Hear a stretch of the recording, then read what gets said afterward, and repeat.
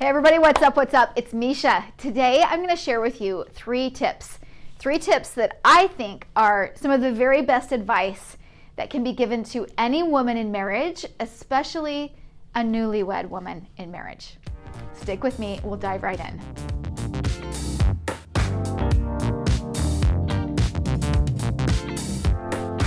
Okay, you guys, this is a topic that is so broad, and anyone who's been married for, I guess, really any amount of time probably has something to say about this. And even if you're not married, you probably have something to say about what you think would be the three most important tips that you could say to a person. Maybe like, think if you had somebody that was really dear to you and you wanted to be like set them up for success. These are the things that I have picked, okay?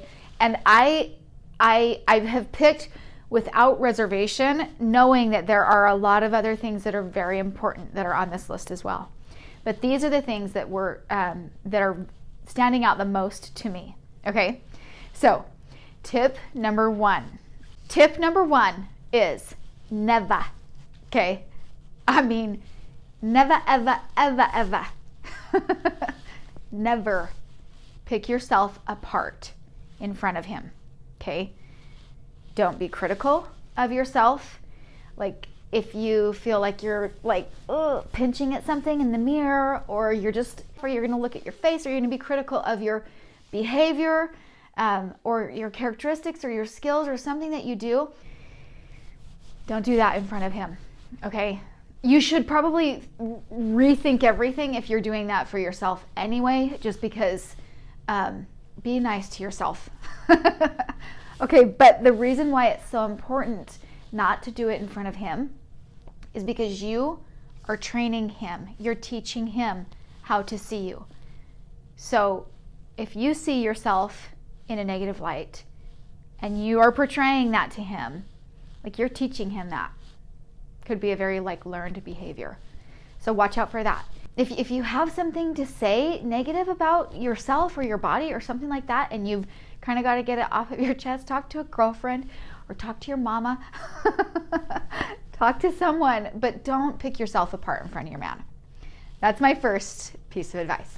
Tip number two, my second piece of advice, is to pay attention to your intuition. Pay attention and listen to your gut.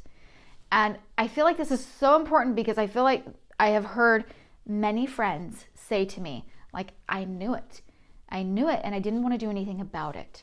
Okay, so whether it is something that you're feeling that's about him, or maybe it's about you, or maybe it's about the way that you're interacting together, like you've had a fight or a quarrel and things feel sticky, like listen to your gut and work that stuff out. Sweep up that mess, clean it up, and make sure that it stays clean, because you're setting the precedence for the rest of your life. So make sure you clear the air and get to a space where you can really be with each other.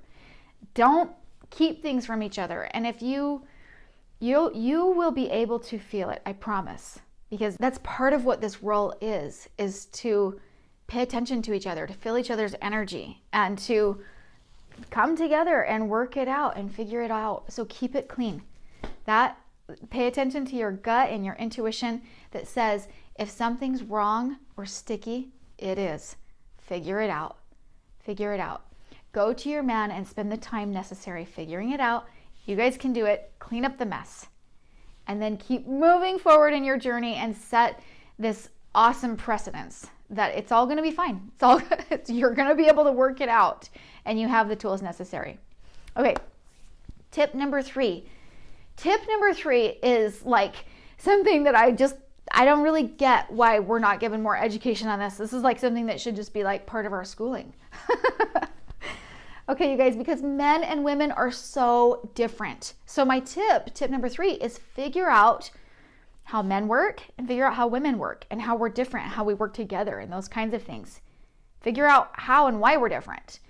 And you know what? I'm gonna link some funny videos on this topic below, because heaven knows there are, people know about this, right? And we joke about it.